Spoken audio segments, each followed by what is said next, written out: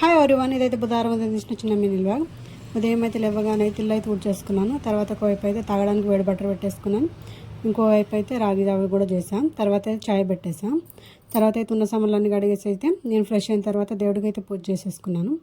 తర్వాత మధ్యాహ్నం లంచ్లోకి అయితే ఇక్కడ పూలలు చేద్దామని చెప్పేసి అయితే పప్పునైతే కడిగి నానబెట్టేసా. దాంతోపాటు రైస్ కూడా నానబెట్టేసుకున్నాను. అవి నానలోకి అయితే ఒకవైపు అయితే పులిహోర మసాలా, ఇంకోవైపు అయితే దొండకాయ అయితే ఫ్రై చేసేస్తున్నాను.